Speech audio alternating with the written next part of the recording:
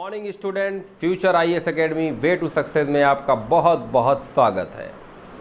मित्रों, विगत कक्षा में मैंने आपसे आर्यों के क्षेत्रफल, उत्तर वैदिक आर्यों के क्षेत्रफल के बारे में जानकारी दी थी और एक कथा सुनाई थी विदेह माधव की, कि कैसे विदेह माधव जी ने वैश्वानर अग्नि को अपने मुख में धारण कर लिया।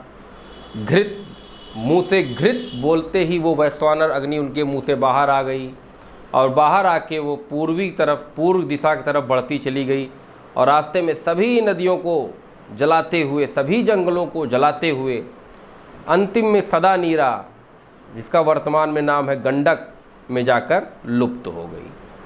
तो विदेह माधव जी आर्य थे, तो ऐसा माना जाता था कि पूर्व तक आर्यों को जानकारी पूर्व में बिहार के गंडक नदी तक थी। तो धीरे धीरे जैसे जैसे समय बढ़ता गया मित्रों, आर्यों को पूरे भारत के बाहर की जो जानकारियाँ थीं वो मैंने आपसे डिस्कस कर ली हैं। धीरे धीरे भारत में आर्यों का वर्चस्व अब बढ़ने वाला है। तो मित्रों, आज के मैंने अंक में आप लोगों से वादा किया था कि आज मैं ऋग्वेद के बारे में बात करूंगा, ऋग्वेद संबंधित जो प्रश्न हैं उसके बारे में बात करूंगा। तो मित्रों, सबसे पहली बात, ऋग्वेद सबसे प्राचीन ग्रंथ है। इसका संकलन, इसका कलेक्शन सप्त सैंधव क्षेत्र में हुआ था। सबसे पहली बात, इसका जो कलेक्शन था वो सप्त सैंधव क्षेत्र में हुआ था। मैक्स मुलर ने इसकी तिथि 1200 से 1000 ईसा पूर्व बताया है। मैक्स मुलर जी ने बताया है कि 1200 ईसा पूर्व से 1000 ईसा पूर्व के मध्य इसको कलेक्ट किया गया था। कहाँ से कलेक्ट किया गया था? सप्त सैंधव क्षेत्र के आसपास के क्षेत्र से, आसपास के एरिया से। बिटरनिस ने लगभग इसको 3000 ईसा पूर्व माना है। एक इतिहासकार है बिटरनिस, वो कहते हैं नहीं भाई, 3000 ईसा पूर्व में इसका संकलन किया गया है। बाल गंगाधर तिलक कहते हैं नहीं, 6000 ईसा पूर्व में ऋग्वेद का संकलन किया गया है।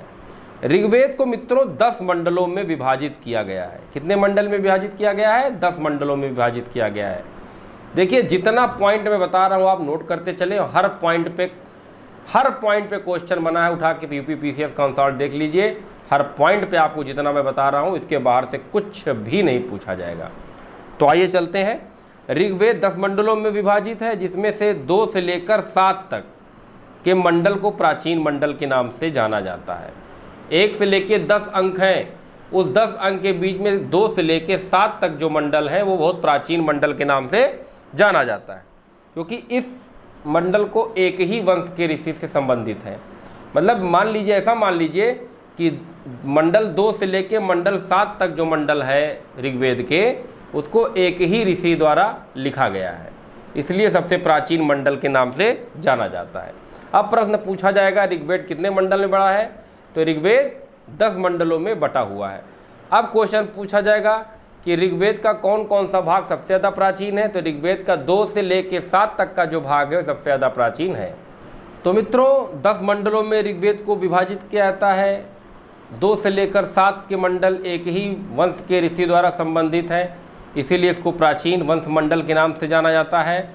और 1, 8, 9 और 10 ये जो मंडल थे, ये प्रक्षिप्त मंडल के नाम से जाना जाता है। इनको प्रक्षिप्त मंडल मतलब ये अलग से थे, ये ऋग्वेद में पहले से नहीं थे, बाद में लाए गए हैं। 1, 8, 9, 10, 2 से 7 प्राचीन है, तो बचा क्या? 1, 8, 9, 10 ये जो थे ये प्रक्षिप्त मंडल के नाम से जाने जाते थे, ये बाद में शामिल किए गए हैं। ऋग्वेद में 1017 या 1028 सूक्त हैं। अगर ऑप्शन में 1017 और 1028 दोनों हो तो 1017 माना जाएगा, और यदि 1028 हो, 1017 ना हो तो 1028 माना जाएगा। सूक्त में तात्पर्य हो, सूक्त का मतलब होता है अच्छी उक्त, अच्छी ऋचा, अच्छे मंत्र। ऋग्वेद में 1017 या 1028 सूक्त हैं और लगभग 10,580 मंत्र हैं। पॉइंट आप लोग नोट कर लीजिए, वीडियो को पॉज कर लीजिए, हर एक पॉइंट नोट कर लीजिए, और नोट करने के बाद जो विद्यार्थी नोट्स बना रहे हैं वो फ़ोटो खींचकर मेरे व्हाट्सएप पे मुझे भेजें। मुझे अच्छा लगेगा कि मेरे द्वारा पढ़ाई गई चीज़ों को लोग लिख रहे हैं। तो मित्रों, 1017 या 1028 सूक्त थे ऋग्वेद में। ऋग्वेद में 10,580 मंत्र थे। ऋग्वेद को 3 भागों में बांटा गया है, साकल, बालखिल और वास्कल। ऋग्वैदिक आर्यों को समुद्र की जानकारी थी अथवा नहीं, इसको लेकर इतिहासकारों में बहुत विवाद है। यद्यपि ऋग्वेद में समुद्र शब्द का उल्लेख है, किंतु आर.एस. शर्मा एवं मैक्स मूलर जैसे विद्वानों ने इसे एक बहुत बड़ी जलराशि के रूप में माना है। समुद्र न मानते हुए ऐसा माना है कि ऋग्वेद में आर्यों को एक बहुत बड़ी जलराशि का पता चलता है। अब वो बहुत बड़ी जलराशि समुद्र नाम से डायरेक्ट नहीं मिलती है, लेकिन एक बहुत बड़ी जलराशि उनको पता थी, ऐसा माना जाता है। मित्रों, इतिहास साक्ष्य पर आधारित है, पुरातात्विक साहित्यिक। तो ज़्यादा प्रमाणित क्या है, इसको मैंने आप लोगों को शुरू से बता दिया है कि पुरातात्विक ज़्यादा प्रमाणित होता है। तो साहित्य में जो मिल रहा है ऋग्वेद में, हम उसी के अनुसार आपसे डिस्कस कर रहे हैं। तो मित्रों, आर्यों को समुद्र की जानकारी थी, डायरेक्ट इसके बारे में पता नहीं चलता है। आप लोग भी क्वेश्चन पूछा जाएगा कि आर्यों को समुद्र की जानकारी थी, तो आर्यों को समुद्र की जानकारी थी, डायरेक्ट इसका पता नहीं चलता है। हाँ, ये पता चलता है कि आर्यों को एक बहुत बड़ी जलराशि के बारे में पता था। अब वो बहुत बड़ी जलराशि के बारे में क्या था, ये डिटेल में पता नहीं है, किसी को भी नहीं पता है। एक ब्राह्मण ग्रंथ है ऐतरेय ब्राह्मण, उसमें यह माना जाता है कि 100 पतवारों वाली जहाज उस बड़े जलराशि में चलती थी। 100 पतवारों वाली जहाज, अब सीधी सी बात है तालाब में तो चलेगी नहीं, तो ऑब्वियस सी बात है समुद्र के बारे में आर्यों को जानकारी थी। अप्रत्यक्ष ऐसे प्रमाण मिलते हैं। ऋग्वेद से संबंधित, ऋग्वेद एक ग्रंथ है, अब उस ग्रंथ से संबंधित बहुत से ब्राह्मण ग्रंथ हैं, उसके आरण्यक ग्रंथ हैं और उसके उपनिषद हैं। मित्रों, ब्राह्मण ग्रंथ क्या होते हैं? किसी भी वेद को समझने के लिए, उसके शॉर्टकट को समझने के लिए ब्राह्मण ग्रंथ बनाए जाते हैं। हर वेद के, ऋग्वेद, यजुर्वेद, सामवेद, अथर्ववेद, सबके ब्राह्मण ग्रंथ हैं, सबके आरण्यक हैं, मतलब पार्ट हैं उसके। तो ब्राह्मण ग्रंथ क्या होते हैं? किसी भी वेद को समझने का सारांश होते हैं। आरण्यक क्या होते हैं? वो ऐसे ग्रंथ होते हैं जो जंगलों में लिखे गए होते हैं। अरण्य, अरण्य मतलब क्या होता है? जंगल। ऐसे ग्रंथ जो जंगल में लिखे गए हैं उनको आरण्यक कहते हैं। और ऐसे ग्रंथ उपनिषद, उप माने समीप, निषद माने बैठकर, ऐसे ग्रंथ जो गुरु के समीप बैठ के लिखे गए होते हैं उनको हम कहते हैं उपनिषद। तो इन ब्राह्मण ग्रंथ क्या होते हैं, आरण्यक क्या होते हैं, उपनिषद क्या होते हैं, वेद क्या होते हैं, इसके बारे में डिटेल में आप लिख के हमको बताएंगे। ये आपकी जिम्मेदारी है, मेरे व्हाट्सएप पे आप बताएंगे। मित्रों, ऐतरेय ब्राह्मण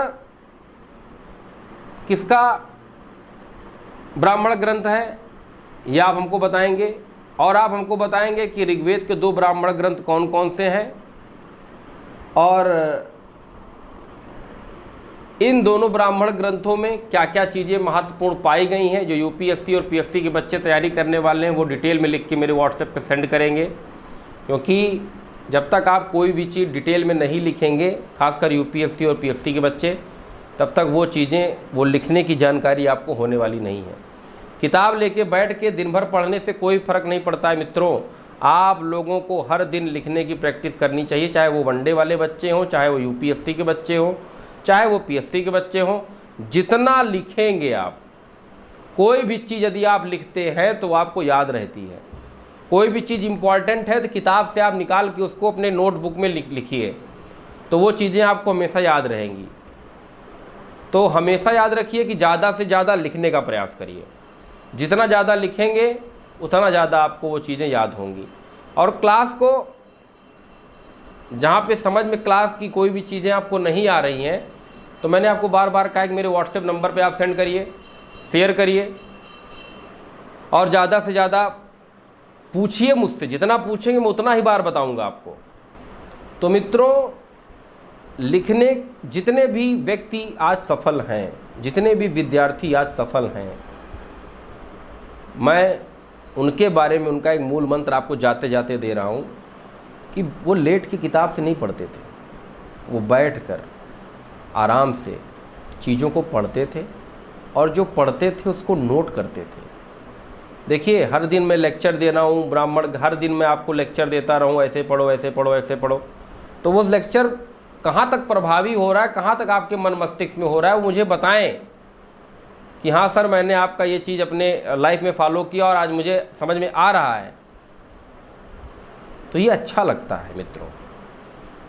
जितने भी सफल व्यक्ति हैं, जितने भी विद्यार्थी आज किसी न किसी पद पर अग्रसरित बैठे हुए हैं, तो वो सारे व्यक्ति आज भी लिखते हैं। मेरे द्वारा जितने बच्चे पढ़ाए गए हैं जो ऑफिसर रैंक के हैं, वह बच्चे मुझे हर दिन बताते हैं फ़ोन करके कि सर आपकी क्लास को मैं हर दिन लिख रहा हूँ।